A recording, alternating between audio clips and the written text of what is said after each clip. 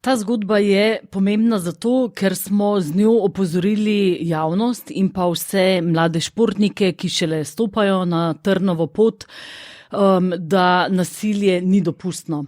Da klofute, kričanje, brce in pa vse druge vrste nasilja niso potrebne za doseganje lovorik, da je možno tudi drugače uspeti. To se meni zdi zelo pomembno in pa prepričana sem, da judoistke, ki so spregovorile, da orjejo ledino v slovenskem športu. Prepričana sem, da bo še kar nekaj teh zgodb prišlo na plano in jaz sem zelo ponosna na njih.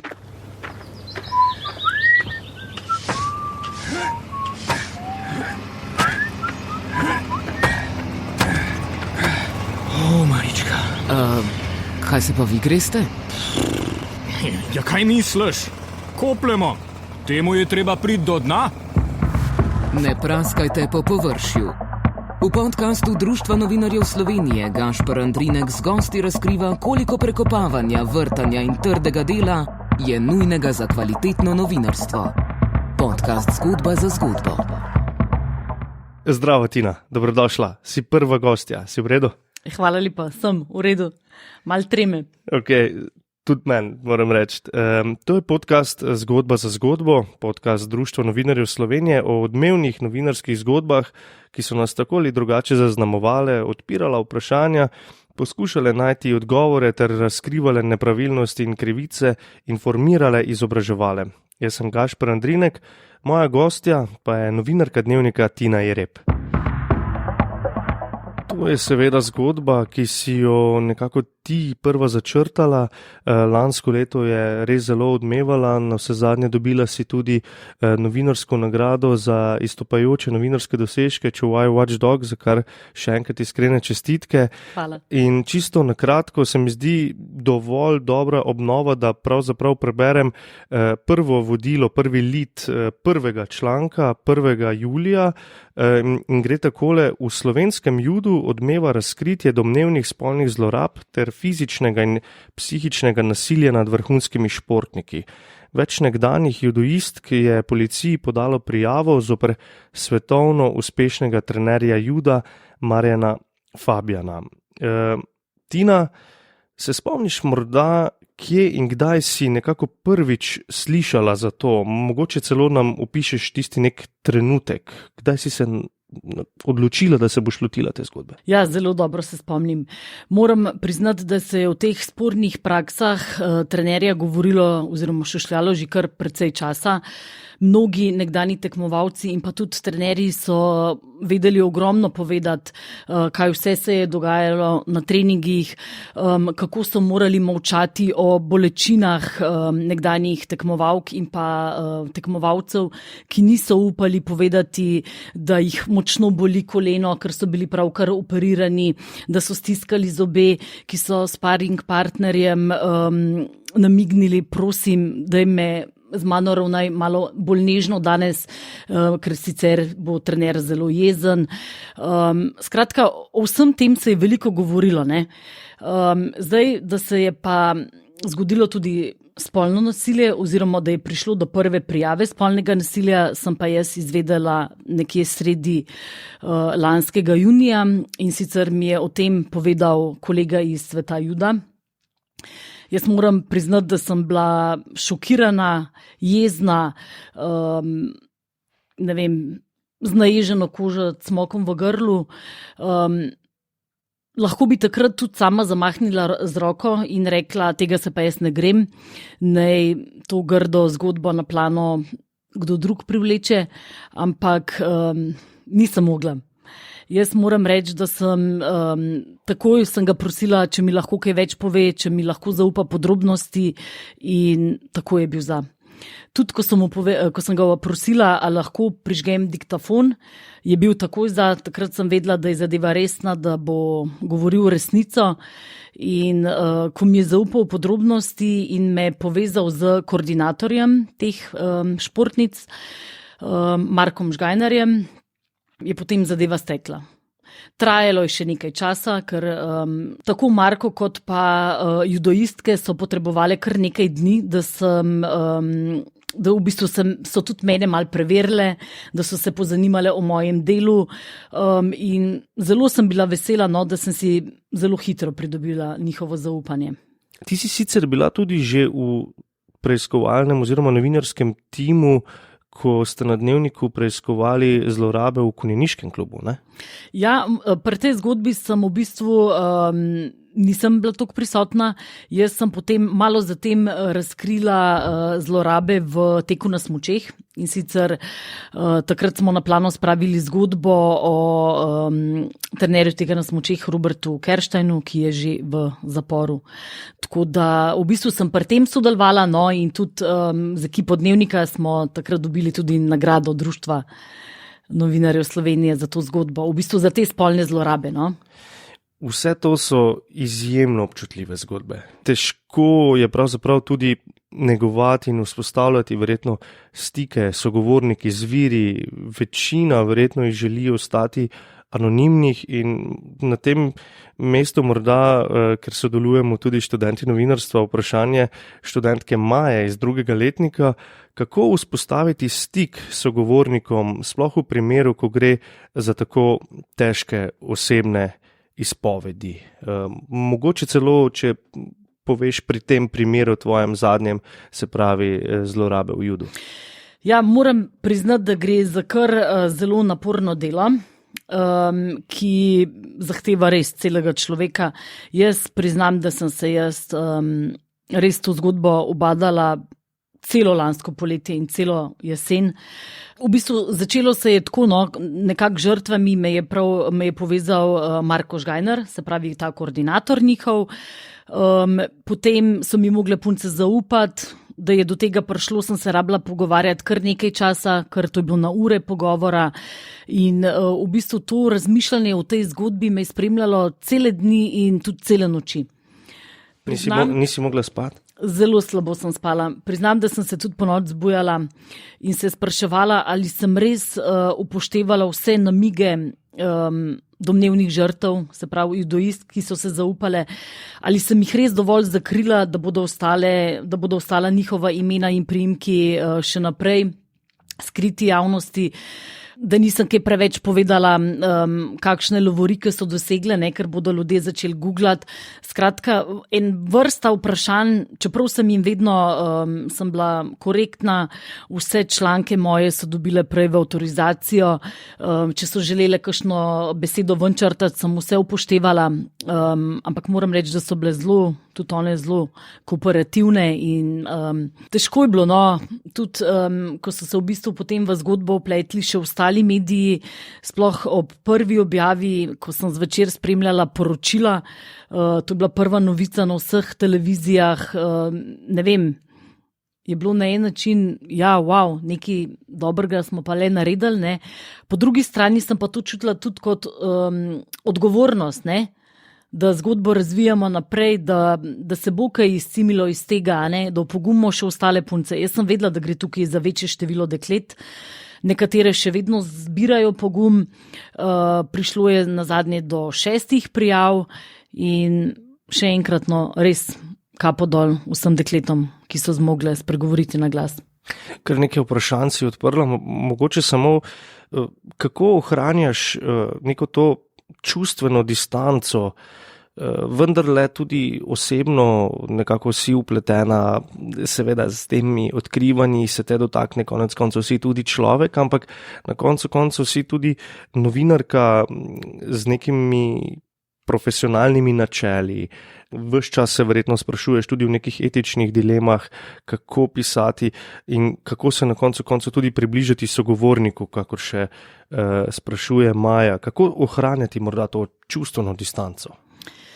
Ja, moram reči, da je bilo kar težko ohranjati to čustveno distanco, ne? Jaz sem zelo sočustvovala s temi puncami, jih poslušala, jih bodrila, tudi tolažila občasno in bilo je težko, ja, tudi sama sem potrebovala veliko pogovorja, ne. Zelo me je žalostilo na začetku, ko je zgodba prišla v javnost, ko so me recimo tudi v domačem okolju spraševali, a pa je to res, kar pišete? A je to vse res? Kaj se pa gre do te babnice, samo denar hočejo? To me je zelo prizadel, priznam. Sčasoma je potem, ko so se v zgodbo pletli še ostali, in ko je prišlo do več prijav, so tudi take vrste ljudje utihnili, ne, in so začeli verjeti. Težko mi je bilo tudi spremljati, komentarje na raznih družbenih omrežjih, ko so se začeli podporniki trenerja množično v bistvu zbirati in me poskušali tudi utišati, ustrahovati. Takrat sem kar rabila pogovore s sodelavci, z svojimi uredniki. Tudi kakšno soboto popoldne, medtem ko sem svoja otroka peljala na kopanje na Soro, sem se zlomila in sem rabila poklicati kakšno sodelavko. No, tako da tukaj se zelo zahvaljujem tudi Ranki Velja, svoji sodelavki, ki me je znala nabodriti in nekako mi, ohrabriti, da to, kar delam, da je pomembno. Če kdo ima Ranka izkušnja, ne? To ima Ranka izkušnja, ja. Te je bilo kaj strah? Ja, priznam, da me je bilo prve dni, sploh ob teh prvih objavah me je bilo strah. Strah me je bilo, kako se bo trener odzval na te članke. Bala sem se, da mi bo začel groziti z odvetnikom. Bala sem se komentarjev neprimernih. Tudi ko sem šla, recimo, se malo sprostiti v Bula Superge in šla teč v gozd, to ni bil več tak tek, ko je bil ponavadi, ko sem poslušala ptičke, pa gledala, aj že listje zeleno, sem kdaj pogledala nazaj, mi kdo sledi. Tako da... Se ti je to zdaj pri tem primeru zgodil prvič? Ne, se mi je že prej, pri Kerstajnu, pri trenerju teka na smučeh, ali pa tudi pri kakšni kroniki, ki sem jo pokrivala, kakšna sodišča. Vse mogoče gre to za ene brezvezne strahove, ampak ja, se zgodijo. Pride zraven k novinarskemu delu, ne? Ja. Kako tako nekako tehnično, kako je potekal ta proces? Že si rekla, da si se ure in ure pogovarjala z viri, ampak rekla si, se pravi, junija si nekako dobila namige za to zgodbo, 1. julija je že bila prva zgodba. Si potem ves junij samo na tej zgodbi delala? Ne, nisem. V bistvu je bilo to bolj proti koncu junija, tako da ne, sem imela še druge stvari tudi za napisati. No. Kot sem že omenila, malo je trajalo, da so tudi dekleta pridobila zaupanje, da smo se malo povezali, spoznali med sabo, da so se one prav zame odločile, ker sprva v bistvu sem bila jaz njihov edini stik z mediji, one niso želele dajati nobenih komentarjev za druge medije. Jaz sem jih z vsemi novinarji povezovala, če so želele. Tako da to je malo trajalo, ja, pa tudi možnost smo mogli dati tudi trenerju, tudi z njim se je bilo treba pogovoriti. Si se? Ja, sem ga klicala, sem mu pisala, tako da, ampak on je pač ves čas zadeve zanikal. Povedal je, da ni bil z nobeno od deklet intimen proti njeni volji, da ni šlo za nikakršno nasilje, ne psihično, ne fizično, in to je ves čas ponavljal. Tako da s časom so se pol tudi moji stiki z njim nekako zmanjšali, ali pa bom rekla ohladili, ampak pred vsako objavo sem tudi jaz rabila preveriti pri njem. Ste morda kaj strateško oziroma načrtno v uredništvu zastavili to zgodbo? Ker vendarle si potem nadaljevanja objavljala, še dodatni primeri so se odprli, konec koncev zasleduješ to zgodbo, je nekako se nadaljuje ves čas. Ste morda že tudi to nekako premislili na začetku? Gremo zdaj z eno zgodbo, pa potem čez nekaj časa z drugo? Ja, v bistvu, ko se je zgodila ta prva zgodba, se pravi prva izpoved, ni nihče vedel, da se bo še katera od deklet opogumila. Vse se je v bistvu dogajalo zelo hitro in zelo spontano. Jaz sem vedela, da bralce zanima, da javnost zanima tudi mnenje raznih strokovnjakov, zato sem z veseljem vključila tudi njih in sem objavila tudi njihove zgodbe, da so se pa potem v ta v te izpovedi iz sveta juda vključile še ostale športnice, tudi košarkarica. Je pa prišlo res spontano, no? Same so v bistvu se ženske javljale. Tako da ja, da bi zdaj imeli res en tak načrt, moram reči, da ga ni bilo, no? Kakšni so tvoji pristopi, ko se pogovarjaš z žrtvami konec koncev, z viri, ki so konec koncev, je treba biti zelo na nek način občutljiv in je treba zelo pozorno pristopati k njim. Kako se morda ti pogovarjaš, kako ti pristopaš? Imaš kakšne posebne prijeme, mehanizme, upoštevaš kakšne smernice? Nimam nobenih posebnih mehanizmov, skušam biti čim bolj naravna, čim bolj probam poslušati, čim bolj se trudim, da jih razumem, da mi povejo čim več, oziroma pomembno se mi zdi, da same povedo, kar želijo povedati. Zastavim jim podvprašanja. Ja, je pa mogoče potrebne tudi malo kakšne psihološke žilice, da ti zaupajo, tudi kakšno tolažba je bila potrebna, ne? Ampak ja, moram reči, da te punce so res v meni videle enega zaupnika, no? In sem vesela, da je bilo tako, no? Vem, ampak si se kdaj postavila nekako tudi v vlogo hudičevega odvetnika po drugi strani? Kaj pa, če kaj ni res? Si morda kadarkoli prevpraševala, ali se ti je zdelo to vprašanje celo nefer, ne na mestu? Si takoj zaupala ali si iskala več virov? Jaz priznam, da sem judoistkam kar takoj zaupala, ker tu gre za res nekdanje vrhunske športnice, ki so danes mame, ki so danes žene, imajo otroke, imajo tudi službe, so na uglednih delovnih mestih in ne vem, zdelo se mi je, zakaj bi se zdaj v taki stvari lagale, zakaj bi se izpostavljale, zakaj bi dale na kocko svoje družine, poteptale vse svoje lovorike, ki so jih dosegle in ne vem, tukaj ni zadnji nobene zgodbe, ne vem, preračunljivosti, nobenega denarja ni tukaj zadnji, nobenega maščevanja.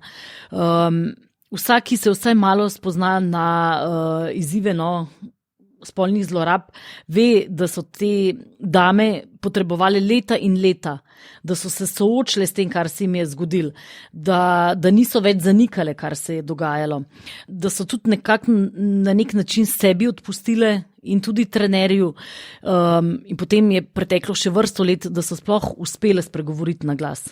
Kaj šele to zaupati javnosti. Tako da jaz moram reči, da sem jim zelo stala ob strani, jih zelo razumela in seveda sem dobila pa v roke tudi papirje, a ne, ko sem videla, no, da so res podale prijave na policijo in jaz mislim, da pred policijo, pa res ne bo šel noben lagat, no. Seveda to absolutno zveni kot popolnoma neprimerno vprašanje, tudi zate konec koncev, ampak po drugi strani se pa verjetno novinari tudi pač to sprašujemo, ne, ko se lotevamo verjetno nekih zgodb, ki nam jih nekdo zaupa ali slišimo, ne. Se pogosto tudi ti sprašuješ, kaj je res, kaj ni res? Ja, zelo se sprašujem.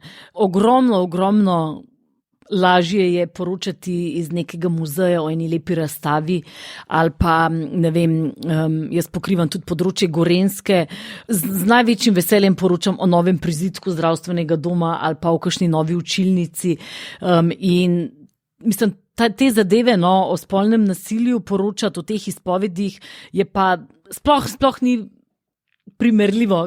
Res je bilo veliko težje in ja, tudi sama sem se spraševala, sploh, ko mi je bilo hudo, ko sem bila sama že utrujena, ko se mi je zdelo, spet je prišlo do nove prijave, a to res še zanima bralce, a že malo težimo zdaj s temi zgodbami, a so bralci že utrujeni, a jih to, ne vem, Kaj ste se potem vprašali, oziroma do česa ste potem prišli, ko si se to spraševala?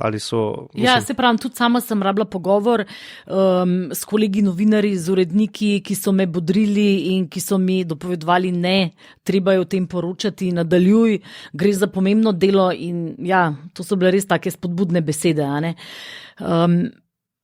Ko sem pa govorila, ne, o bojazni, tudi sama sem se na začetku bala, ne, ko so mi punce zaupale svoje izpovedi, sem se zelo bala, kaj se bo zgodilo potem, ko bodo one videle te svoje besede zapisane na papirju, a bodo še tako pogumne, a bodo potem klecnile, ko bodo zvedle, zdaj bo pa to, jutri bo objava v časopisu, to bodo povzeli vsi drugi mediji, a ne. Bala sem se, da se bodo ustrašile, ampak na srečo se to ni zgodilo. Ta zgodba je bila zelo odmevna. Lahko rečemo, da je bila ena izmed zgodb leta, medijska, lanskega leta. Tudi ogromno drugih medijev se je potem angažiralo. Bila je celo Tarča, Pop TV je obsežno tudi poročal o tem. Se ti zdi pomembno, da se takšna zgodba potem nekako tudi razširi na ostale medije? Ti je to na koncu koncev dalo tudi nek nov zagon in neko verjetno tudi potrditev, ne, da si na pravi poti. Ja, zelo mi je bilo to pomembno in zelo sem bila vesela vsakega novinarja, ki se je vključil v zgodbo. Z vsemi sem z veseljem podelila kontakte, potem ko so punce se malo opogumile in so se tudi same potem javno še bolj izpostavile, ne samo v tiskanem mediju, ampak tudi pred televizijskimi kamerami. Tako da neizmerno sem bila vesela, ko se je zgodila Tarča.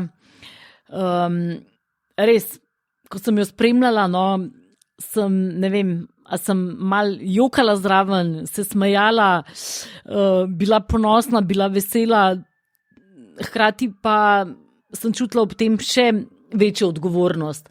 Kaj se bo zdaj zgodilo, ne? Ali bodo tudi policisti prepoznali, da nekaj ni bilo v redu, ali bo prišlo do ovadbe na tožilstvo in na srečo se je to zgodilo. Ja, naš studio ne prepušča tudi policijskih zvokov, če ste morda jih slišali, se opravičujemo, seveda, pogovarjamo se o zgodbi, o zlorabah v Judu.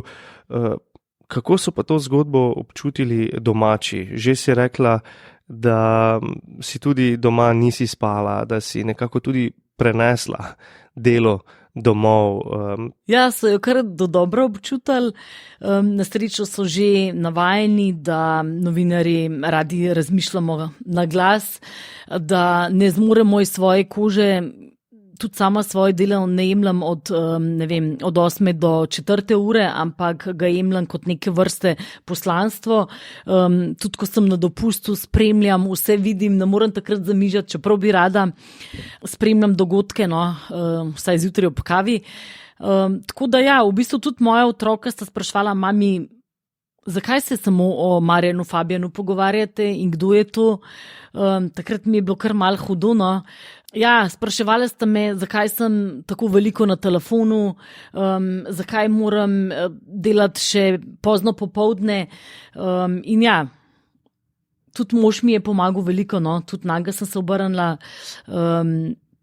Tudi on je bil nekdanji judoist, tako da sem lahko za kakšen nasvet vprašala tudi njega. Čeprav ne pa poudarim, da ni bil on tisti, ki je sprožil vso zgodbo, kot so nekateri namigovali na raznih omrežjih. So te to spraševali?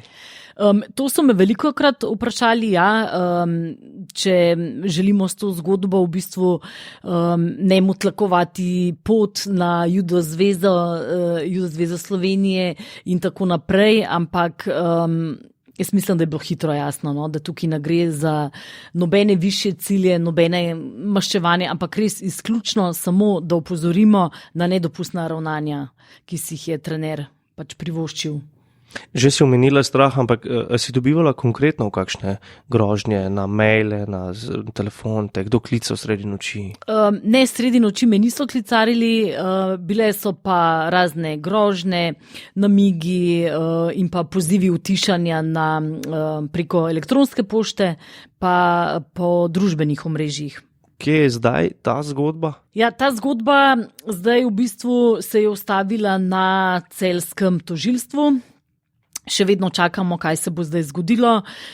Celjski kriminalisti so trenerja ovadili na tožilstvo in zdaj čakamo, kaj se bo zdaj zgodilo. Ali bo tožilstvo zdaj ukrepalo, ali bo prišlo do sodnega postopka. Jaz si iskreno želim, da bo. Spremljaš zgodbo? Zgodbo spremljam, ampak novinarji smo zelo velikokrat ob vsakem poizvedovanju nekako nas odpravijo s pojasnili, da gre za varovanje podatkov in da nam ne smejo dati kaj več informacij. No? Tako da sem tudi v navezi še vedno z judoistkami, tudi z njihovim koordinatorjem Markom Žgajnarjem, tako da se slišimo, se pa tudi dekleta pripravljajo zdaj na sodni proces, no, tako da si tudi one želijo malce miru. Tina Jereb, novinarka Dnevnika, je prva gostja podcasta Zgodba za zgodbo. Tina, s katero zgodbo se pa morda trenutno ukvarjaš? Trenutno se pa ukvarjam z medvrstniškim nasiljem in pa z vandalizmom mladih, o katerem so letos in pa ob koncu minulega leta poročali kar v večjih krajih po Sloveniji. Zdi se mi, da gre za res en tak velik problem v naši družbi, ki bo verjetno zahteval tudi zakonodajne spremembe. Tako da ja, sem trenutno kar v tem delu noter. Še ena težka tema. Še ena, ja. Česa morda bralci ne vidijo pri novinarskem delu, pri tvojem novinarskem delu? Morda ravno to, da za vsakim člankom stoji res, oziroma da je za vsakim člankom ogromno dela. Morda zdaj oni preberajo en kratek članek ali pa mogoče kakšen daljši članek, ne vedo pa, da so tukaj ure in ure preverjanj, klicarjem po telefonu, pogovorov, tudi z urednikom. Morda ne vejo, da so take težke zgodbe, niso težke samo za tiste, ki jih izpovedo, ampak da so težke tudi za nas novinarje, da smo tudi mi samo ljudje, ki smo krvavi pod kožo, da take zadeve zelo vplivajo tudi na nas. Tako da smo tudi mi veseli vsake spodbude, tudi pohvale in tudi dobronamerne kritike na vse zadnje. Tina Jereb, kako gre novinarstvo skupaj s smučarskimi teki? Jaz mislim, da kar gre, no. Jaz kot nekdanja športnica, bila sem tekačica na smučeh in pa tekmovala sem tudi v gorskih tekih. Še vedno rada tečem. Tek je moja sprostitev, moj ventil in zelo, zelo velikokrat, ko imam polno glavo, ko rabi malo sprostitve, pogovor sama s seboj, grem v gozd in tečem. Poleti tudi kolesarim in težko bi bilo, brez teka ali kolesarjenja. Pa tudi teka na smučeh. Najlepša hvala, Tina Jereb, za gostovanje v prvi epizodi podcasta Zgodba za zgodbo. Hvala za povabilo.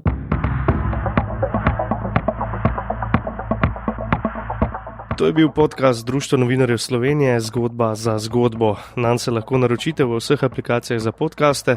Veseli bomo, če ga boste priporočili in delili še komu, saj verjamem, da lahko na ta način procese novinarstva še bolj približamo javnosti, ki je ključna zaveznica novinark in novinarjev. Uvodni avizo je nastal v produkciji Radia Študent, avtorica vizualne podobe je izjemna Samira Kentrič, pri vizualizaciji pa je pomagal tudi Maj Valeri. Hvala študentom novinarstva za vprašanja, jaz sem Gašper Andrinek, pišite mi lahko na gasper@naprej-forward.org. Pa še tole, Društvo novinarjev Slovenije počne res zelo veliko različnih stvari, ki so povezane z izboljšanjem razmer novinarstva, tudi konkretno za novinarke in novinarje. Posledično pa to pomeni tudi boljšo obveščenost javnosti, ter tudi boljšo družbo. Zato nam kakršnakoli podpora, tudi finančna, zelo, zelo veliko pomeni. Na naši spletni strani novinar.com lahko poiščete povezave, kako nas podpreti, sprejemamo donacije, enkratna nakazila ter tudi odstotek od dohodnine. Za še več informacij, kaj vse počne Društvo novinarjev Slovenije, pa se naročite na Novičnik. Pišite na stik@novinar.com. V naslednji epizodi pa ne povemo še. Naročite se. To je to. Srečno.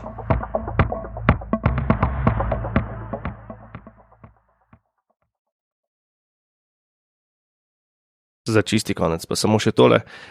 Ta projekt je financiran strani Evropske unije, izražena stališča in mnenja so zgolj stališča in mnenja avtorja ali avtorjev in ne odražajo nujno stališč in mnenj Evropske unije ali izvajalske agencije za izobraževanje in kulturo. Niti Evropska unija, niti izvajalska agencija za izobraževanje in kulturo ne moreta biti odgovorna zanje.